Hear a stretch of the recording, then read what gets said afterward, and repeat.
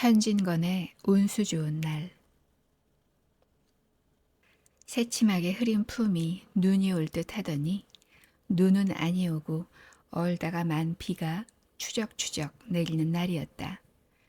이날이야말로 동소문 안에서 인력 꺾은 노릇을 하는 김첨지에게는 오래간만에도 닥친 운수 좋은 날이었다. 거기도 문 밖은 아니지만 문 안에 들어간답시는 앞집 마마님을 전차길까지 모셔다 드린 것을 비롯으로 행여나 손님이 있을까 하고 정류장에서 어정어정하며 내리는 사람 하나하나에게 거의 비는 듯한 눈결을 보내고 있다가 마침내 교원인 듯한 양복쟁이를 동광학교까지 태워다 주기로 되었다. 첫 번에 30전, 둘째 번에 50전. 아침 대바람에 그리 흉치 않은 일이었다.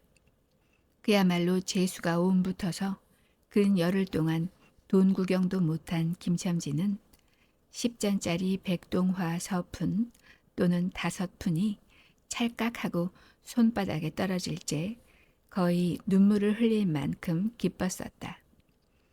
더구나 이날 이때의 이 80전이라는 돈이 그에게 얼마나 유용한지 몰랐다. 컬컬한 목에 모주 한 잔도 적실 수 있거니와 그보다도 앓는 아내에게 설렁탕 한 그릇도 사다 줄 수 있습니다. 그의 아내가 기침으로 쿨룩거리기는 벌써 달포가 넘었다. 조밥도 굶기를 먹다시피 하는 형편이니 물론 약한 첩 써본 일이 없다.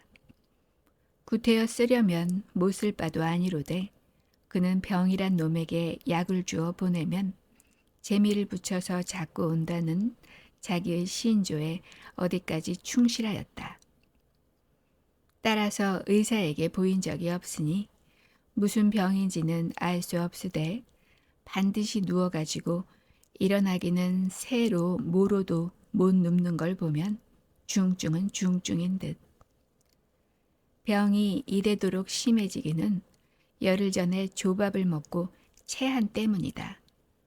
그때도 김첨지가 오래간만에 돈을 얻어서 좁쌀 한 되와 10전짜리 나무 한 단을 사다 주었더니 김첨지의 말에 의지하면 그 오라질년이 천방지축으로 냄비에 대고 끓였다. 마음은 급하고 불길은 달지 않아 채 익지도 않은 것을 그 오라질년이 숟가락은 고만두고 손으로 움켜서 두 뺨에 주먹덩이 같은 혹이 붉어지도록 누가 빼앗을 듯이 처박질 하더니만 그날 저녁부터 가슴이 땡긴다, 배가 캥긴다고 눈을 흡뜨고 지랄병을 하였다. 그때 김첨지는 열화와 같이 성을 내며 에이 오라질년 조랑복은 할 수가 없어. 못 먹어 병, 먹어서 병. 어쩌란 말이야. 왜 눈을 바로 뜨지 못해? 하고 앓는 이의 뺨을 한번 후려 갈겼다. 흡뜬 눈은 조금 바루어졌건만 이슬이 맺히었다. 김첨지의 눈시울도 뜨끈뜨끈하였다. 이 환자가 그러고도 먹는 데는 물리지 않았다. 사흘 전부터 설렁탕 국물이 마시고 싶다고 남편을 졸랐다. 이런 오라질년, 조밥도 못 먹는 년이 설렁탕은 또 처먹고 지랄병을 하게? 라고 야단을 쳐보았건만 못 사주는 마음이 시원치는 않았다. 이제 설렁탕을 사줄 수도 있다. 앓는 어미 곁에서 배고파 부채는 3살 먹이 개똥이에게 죽을 사줄 수도 있다. 80전을 손에 쥔 김첨지의 마음은 푼푼하였다. 그러나 그의 행운은 그걸로 그치지 않았다. 땀과 빗물이 섞여 흐르는 목덜미를 기름 주머니가 다 된 외목 수건으로 닦으며 그 학교 문을 돌아 나올 때였다. 뒤에서 인력 꺼 하고 부르는 소리가 난다. 자기를 불러 멈춘 사람이 그 학교 학생인 줄 김첨지는 한 번 보고 짐작할 수 있었다. 그 학생은 다짜고짜로 남대문 정거장까지 얼마요? 라고 물었다. 아마도 그 학교 기숙사에 있는 이로 동기방학을 이용하여 귀향하려 함이리라. 오늘 가기로 작정은 하였건만 비는 오고 짐은 있고 해서 어찌할 줄 모르다가 마침 김첨지를 보고 뛰어나왔음이리라. 그렇지 않으면 왜 구두를 채 신지 못해서 질질 끌고 비록 고구라 양복일 망정 노박이로 비를 맞으며 김첨지를 뒤쫓아 나왔으랴. 남대문 정거장까지 말씀입니까? 하고 김첨지는 잠깐 주저하였다.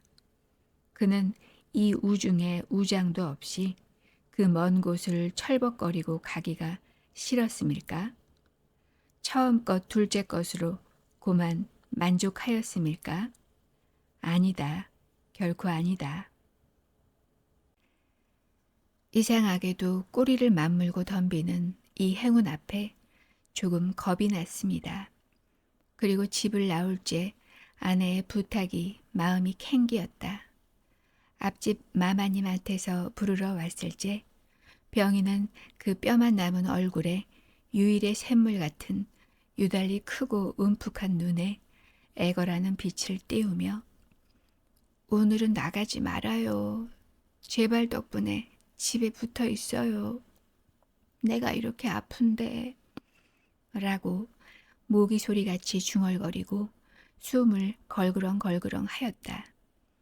그때 김첨지는 대수롭지 않은 듯이 아따 젠장 맞을년 별 빌어먹을 소리를 다 하네. 맞붙들고 앉았으면 누가 먹여 살릴 줄 알아? 하고 훌쩍 뛰어나오려니까 환자는 붙잡을 듯이 팔을 내저으며 나가지 말라도 그래. 그러면 일찍이 들어와요. 하고 목매인 소리가 뒤를 따랐다. 정거장까지 가잔 말을 들은 순간에 경련적으로 떠는 손, 유달리 큼직한 눈, 울듯한 아내의 얼굴이 김첨지의 눈앞에 어른어른하였다. 그래, 남대문 정거장까지 얼마란 말이오? 하고 학생은 초조한 듯이 인력거꾼의 얼굴을 바라보며 혼잣말같이 인천 차가 11점에 있고 그 다음에는 새로 2점이든가? 라고 중얼거린다. 1원 50점만 줍시오. 이 말이 저도 모를 사이에 불쑥 김첨지의 입에서 떨어졌다. 제 입으로 부르고도 스스로 그 엄청난 돈 액수에 놀랐다. 한꺼번에 이런 금액을 불러라도 본 지가 그 얼마만인가. 그러자 그 돈 벌 용기가 병자에 대한 염려를 사르고 말았다. 설마 오늘 내로 어떠랴 싶었다. 무슨 일이 있더라도 제1, 제2의 행운을 곱친 것보다도 오히려 갑절이 많은 이 행운을 놓칠 수 없다 하였다. 이런 50조는 너무 과한데 이런 말을 하며 학생은 고개를 기웃하였다. 아니올시다. 이 수로 치면 여기서 거기가 10오리가 넘는답니다. 또 이런 진날은 좀 더 주셔야지요. 하고 빙글빙글 웃는 차부의 얼굴에는 숨길 수 없는 기쁨이 넘쳐 흘렀다. 그러면 달라는 대로 줄 터이니 빨리 가요. 관대한 어린 손님은 이런 말을 남기고 총총히 옷도 입고 짐도 챙기러 갈대로 갔다. 그 학생을 태우고 나선 김첨지의 다리는 이상하게 거뿐하였다. 다름질을 한다느니 보다 거의 나는 듯하였다.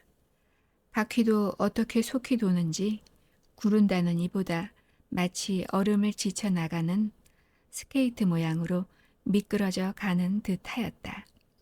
언 땅에 비가 내려 미끄럽기도 하였지만 이윽고 끄는 이의 다리는 무거워졌다. 자기 집 가까이 다다른 까닭이다. 새삼스러운 염려가 그의 가슴을 눌렀다. 오늘은 나가지 말아요. 내가 이렇게 아픈데. 이런 말이 잉잉 그의 귀에 울렸다. 그리고 병자의 움쑥 들어간 눈이 원망하는 듯이 자기를 노리는 듯하였다. 그러자 엉엉하고 우는 개똥이의 곡성을 들은 듯 싶다. 딸꾹딸꾹하고 숨 모으는 소리도 나는 듯 싶다. 왜 이리우? 기차 놓치겠구먼. 하고 탄 이의 초조한 부르짖음이 간신히 그의 귀에 들어왔다. 언뜻 깨달으니 김참지는 인력거를 쥔 채 길 한복판에 엉거주춤 멈춰 있지 않은가. 예 하고 김참지는 또다시 다름질하였다. 집이 차차 멀어갈수록 김참지의 걸음에는 다시금 신이 나기 시작하였다. 다리를 제게 놀려야만 쉴 새 없이 자기의 머리에 떠오르는 모든 근심과 걱정을 잊을 듯이. 정거장까지 끌어다 주고 그 깜짝 놀란 1원 50전을 정말 제 손에 쥐매 제 말 맞다나 10리나 되는 길을 비를 맞아가며 질퍽거리고 온 생각은 아니하고 거저나 얻은 듯이 고마웠다. 줄부나 된 듯이 기뻤다. 제 자식뻘밖에 안 되는 어린 손님에게 몇 번 허리를 굽히며 안녕히 다녀옵시오 라고 깍듯이 재우쳤다. 그러나 빈 인력거를 털털거리며 이 우중에 돌아갈 일이 꿈밖이었다. 노동으로 하여 흐른 땀이 식어지자 굶주린 창자에서 물 흐르는 옷에서 어슬어슬 한기가 솟아나기 비롯하매 1원 50전이란 돈이 얼마나 괜찮고 괴로운 것인 줄 절절히 느끼었다. 정거장을 떠나는 그의 발길은 힘 하나 없었다. 온몸이 옹송그려지며 당장 그 자리에 엎어져 못 일어날 것 같았다. 젠장 맞을 것, 이 비를 맞으며 빈 인력거를 털털거리고 도라를 간담. 이런 빌어먹을 제 할미를 붙을 비가 왜 남의 상판을 딱딱 때려. 그는 몹시 화증을 내며 누구에게 반항이나 하는 듯이 개걸거렸다.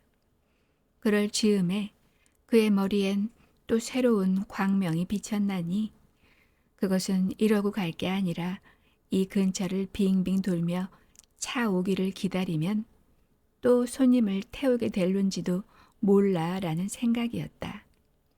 오늘 운수가 괴상하게도 좋으니까 그런 요행이 또 한 번 없으리라고 누가 보증하랴. 꼬리를 굴리는 행운이 꼭 자기를 기다리고 있다고 내기를 해도 좋을 만한 믿음을 얻게 되었다. 그렇다고 정거장 인력거꾼의 등살이 무서우니 정거장 앞에 섰을 수는 없었다. 그래 그는 이전에도 여러 번 해본 일이라 바로 정거장 앞 전차 정류장에서 조금 떨어지게 사람 다니는 길과 전차길 틈에 인력거를 세워놓고 자기는 그 근처를 빙빙 돌며 형세를 관망하기로 하였다. 얼마 만에 기차는 왔고 수십 명이나 되는 손이 정류장으로 쏟아져 나왔다. 그 중에서 손님을 물색하는 김참지의 눈엔 양머리에 뒤축 높은 구두를 신고 망토까지 두른 기생 퇴물인 듯 난복 여학생인 듯한 여편네의 모양이 띄었다. 그는 슬근슬근 그 여자 곁으로 다가들었다. 아씨, 인력거 아니 타시랍시오. 그 여학생인지 만지가 한참은 매우 때깔을 빼며 입술을 꼭 담은 채 김참지를 거들떠보지도 않았다. 김참지는 구걸하는 거지나 무엇같이 연해연방 그의 기색을 살피며 아씨, 정거장 애들보담 아주 싸게 모셔다 드리겠습니다. 댁이 어디신가요? 하고 추근추근하게도 그 여자의 들고 있는 일본식 버들고리짝에 제 손을 대었다. 왜 이래? 남 귀찮게. 소리를 병력같이 지르고는 돌아선다.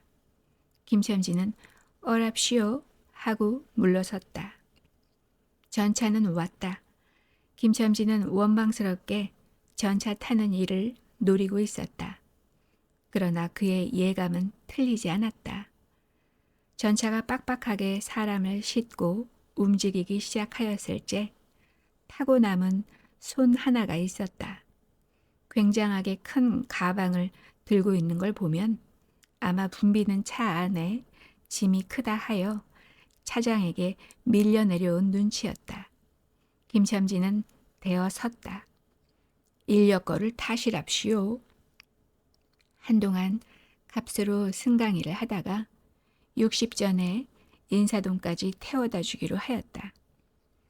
인력거가 무거워짐에 그의 몸은 이상하게도 가벼워졌고 그리고 또 인력거가 가벼워지니 몸은 다시금 무거워졌건만 이번에는 마음조차 초조해 온다. 집의 광경이 자꾸 눈앞에 어른거리어 이제 요행을 바랄 여유도 없었다. 나무 등걸이나 무엇 같고 제 것 같지도 않은 다리를 연해 꾸짖으며 질팡갈팡 뛰는 수밖에 없었다. 저놈의 인력거꾼이 저렇게 술이 취해가지고 이 진 땅에 어찌 가노? 라고 길 가는 사람이 걱정을 하리만큼 그의 걸음은 황급하였다. 흐리고 비오는 하늘은 어두침침하게 벌써 황혼에 가까운 듯하다.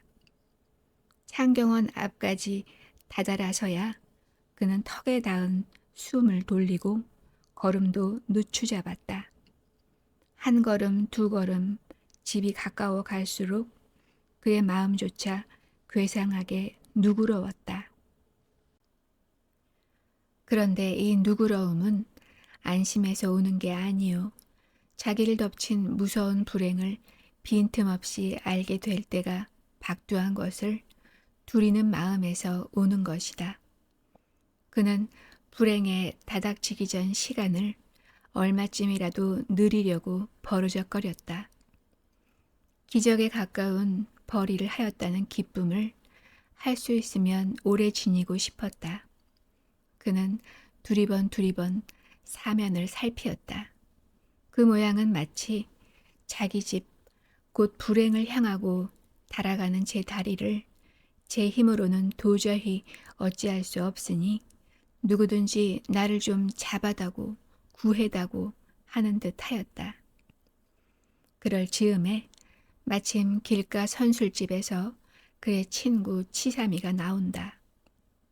그의 우글우글 살찐 얼굴에 주홍이 덧는 듯 온 턱과 뺨을 시커멓게 구레나룻이 덮였거늘 노릇탱탱한 얼굴이 바짝 말라서 여기저기 고랑이 패고 수염도 이때야 턱 밑에만 마치 솔잎송이를 거꾸로 붙여놓은 듯한 김첨지의 풍채하고는 기이한 대상을 짓고 있었다. 여보게 김첨지, 자네 문 안 들어갔다 오는 모양일세 그려. 돈 많이 벌었을 테니 한 잔 빨리게. 뚱뚱보는 말라깽이를 보던 맛에 부르짖었다. 그 목소리는 몸집과 딴판으로 연하고 싹싹하였다. 김첨지는 이 친구를 만난 게 어떻게 반가운지 몰랐다. 자기를 살려준 은인이나 무엇같이 고맙기도 하였다. 자네는 벌써 한 잔 한 모양일세 그려. 자네도 오늘 재미가 좋아 보이. 하고 김첨지는 얼굴을 펴서 웃었다. 아따, 재미 안 좋다고 술 못 먹을 랜가. 그런데 여보게, 자네 웬 몸이 어째 물독에 빠진 새앙지 같은가? 어서 이리 들어와 말리게. 선술집은 훈훈하고 뜨뜻하였다. 추어탕을 끓이는 솥뚜껑을 열 적마다 뭉게뭉게 떠오르는 흰 김, 석쇠에서 뻐지짓 구워지는 너비안이 구이며 제육이며 간이며 콩팥이며 북어며 빈대떡, 이 너저분하게 늘어놓인 안주 탁자에 김첨지는 갑자기 속이 쓰려서 견딜 수 없었다. 마음대로 할 양이면 거기 있는 모든 먹음먹이를 모조리 깡그리 집어삼켜도 시원치 않았다 하되 배고픈 이는 위선불량 많은 빈대떡 2개를 쪼이기도 하고 추어탕을 한 그릇 청하였다. 줄인 창자는 음식 맛을 보더니 더욱더욱 비어지며 자꾸자꾸 드리라 하였다. 순식간에 두부와 밑꿀이 든 국 한 그릇을 그냥 물같이 들이켜고 말았다. 셋째 그릇을 받아들었을 때 데우던 막걸리 곱빼기 2잔이 더웠다. 치사미와 같이 마시자 원원이 비었던 속이라 찌르를 하고 창자에 퍼지며 얼굴이 화끈하였다. 눌러 곱빼기 1잔을 또 마셨다. 김첨지의 눈은 벌써 개에게 풀리기 시작하였다. 석쇠에 얹힌 떡 2개를 숭덩숭덩 썰어서 볼을 불룩거리며 또 곱빼기 2잔을 부어라 하였다. 치삼은 의아한 듯이 김첨지를 보며 여보게 또 붓다니 벌써 우리가 넉 잔씩 먹었네. 돈이 40전일세 라고 주의시켰다. 아따 이놈아 40전이 그리 끔찍하냐? 오늘 내가 돈을 막 벌었어. 참 오늘 운수가 좋았느니. 그래 얼마를 벌었단 말인가? 30원을 벌었어 30원을. 이런 젠장 맞을 술을 왜 안 부어? 괜찮다 막 먹어도 상관이 없어. 오늘 돈 산더미같이 벌었는데 이 사람 취했군. 그만두세. 이놈아 그걸 먹고 취할 내냐? 어서 더 먹어. 하고는 치삼의 귀를 잡아치며 취한이는 부르짖었다. 그리고 술을 붓는 15살 됨직한 중대가리에게로 달려들며 이놈 오라질 놈 왜 술을 붓지 않어? 라고 야단을 쳤다. 중대가리는 히히 웃고 치삼을 보며 문의하는 듯이 눈짓을 하였다. 주정꾼이 이 눈치를 알아보고 화를 버럭내며 애미를 붙을 이 오라질 놈들 같으니 이놈 내가 돈이 없을 줄 알고? 하자마자 허리춤을 훔칫 하더니 1원짜리 1장을 꺼내어 중대가리 앞에 펄쩍 집어던졌다. 그 사품에 몇 푼 은전이 잘그랑하며 떨어진다. 여보게 돈 떨어졌네. 왜 돈을 막 깨었나? 이런 말을 하며 일변 돈을 줍는다. 김첨지는 취한 중에도 돈의 거처를 살피는 듯이 눈을 크게 떠서 땅을 내려다보다가 불시에 제 하는 짓이 너무 더럽다는 듯이 고개를 소스라치자 더욱 성을 내며 봐라 봐 이 더러운 놈들아 내가 돈이 없나 다리 뼈다구를 꺾어 놓을 놈들 같으니 하고 치삼에 주어주는 돈을 받아 이 원수의 돈, 이 육시를 할 돈 하면서 풀매질을 친다.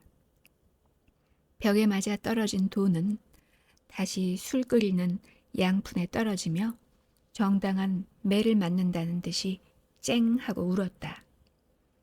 곱빼기 2잔은 또 부어질 겨를도 없이 말려가고 말았다. 김첨지는 입술과 수염에 붙은 술을 빨아들이고 나서 매우 만족한 듯이 그 솔잎송이 수염을 쓰다듬으며 또 부어 라고 외쳤다. 또 한 잔 먹고 나서 김첨지는 치삼의 어깨를 치며 문득 껄껄 웃는다. 그 웃음소리가 어떻게 컸던지 술집에 있는 이의 눈은 모두 김첨지에게로 몰리었다.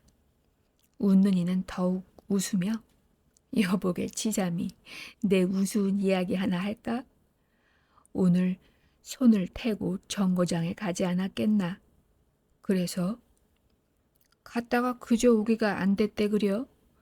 그래 전차 정류장에서 얼음하며 손님 하나를 태울 궁리를 하지 않았나. 거기 마침 마마님이신지 여학생이신지 요새야 어디 논다니와 아가씨를 구별할 수가 있던가. 망토를 잡수시고 비를 맞고 서 있겠지. 슬근슬근 가까이 가서 인력껏 타시랍시오 하고 손가방을 받으려니까 내 손을 탁 뿌리치고 획 돌아서더니만 왜 남을 귀찮게 굴어? 그 소리야말로 꾀꼬리 소리지. 김참지는 교묘하게도 정말 꾀꼬리 같은 소리를 내었다.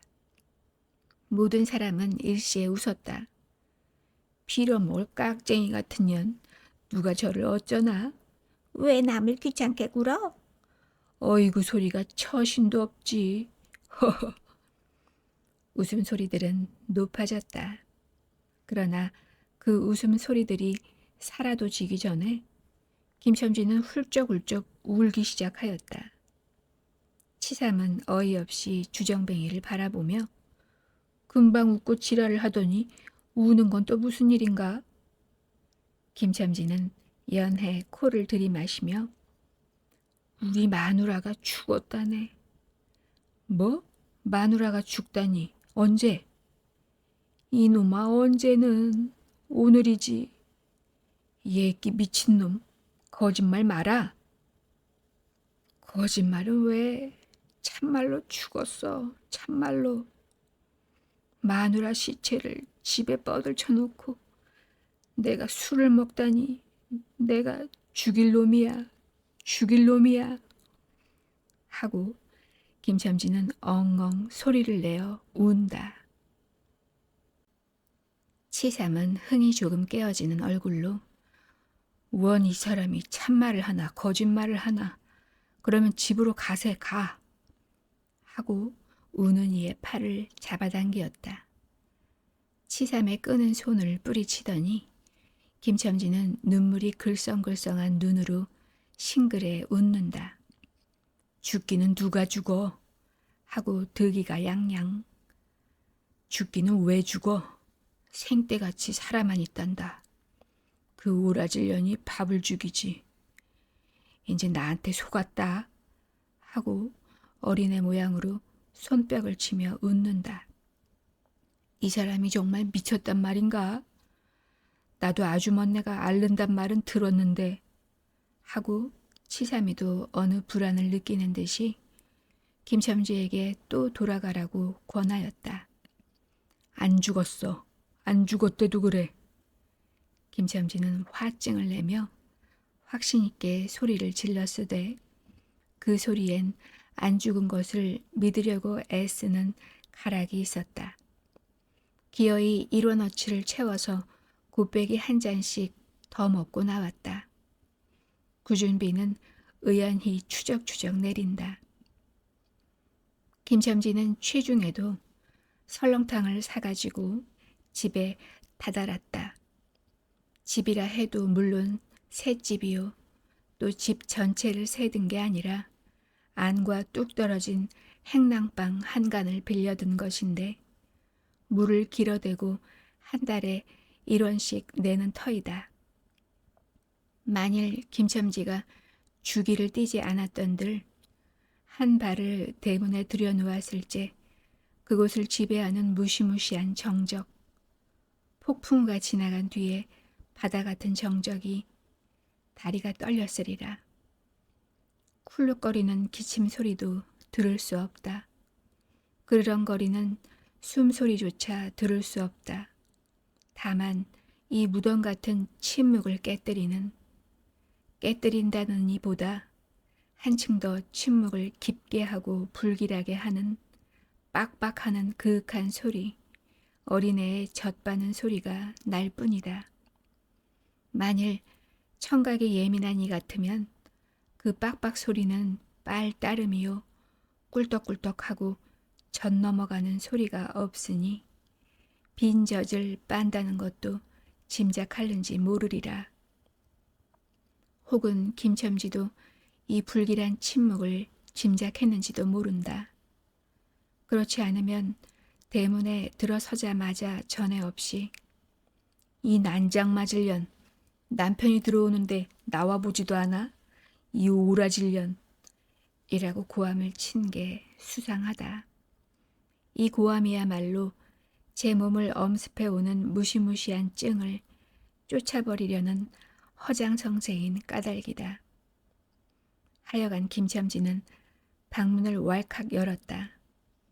구역을 나게 하는 축이, 떨어진 사짜리 밑에서 나온 먼지내, 빨지 않은 기저귀에서 나는 똥내와 오줌내, 가지각색 때가 켜켜이 앉은 온내, 병인의 땀 썩은 내가 섞인 추기가 무딘 김첨지의 코를 찔렀다.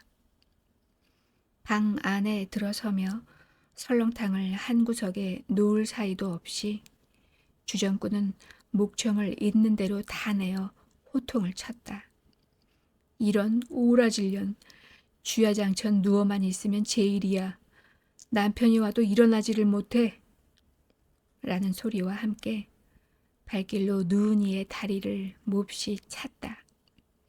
그러나 발길에 채이는 건 사람의 살이 아니고 나무 등골과 같은 느낌이 있었다. 이때 빽빽 소리가 응아 소리로 변하였다. 개똥이가 물었던 젖을 빼어놓고 운다. 운데도 온 얼굴을 찡그려 붙여서 운다는 표정을 할 뿐이다. 응아 소리도 입에서 나는 게 아니고 마치 뱃속에서 나는 듯 하였다. 울다가 목도 잠겼고 또 울 기운조차 시진한 것 같다. 발로 차도 그 보람이 없는 걸 보자 남편은 아내의 머리맡으로 달려들어 그야말로 까치집 같은 환자의 머리를 꺼들어 흔들며 이년아, 말을 해 말을. 입이 붙었어? 이 오라질년.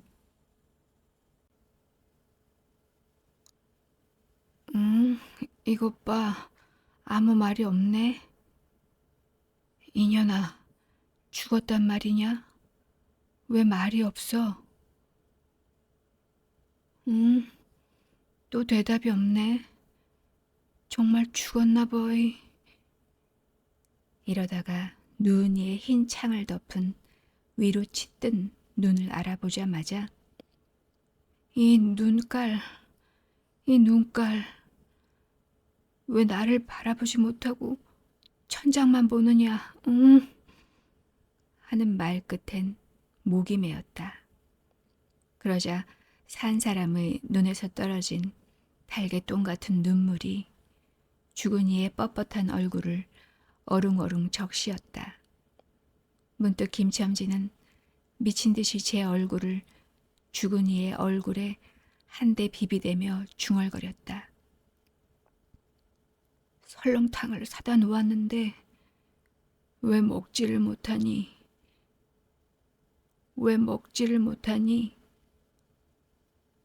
괴상하게도 오늘은 운수가 좋더니만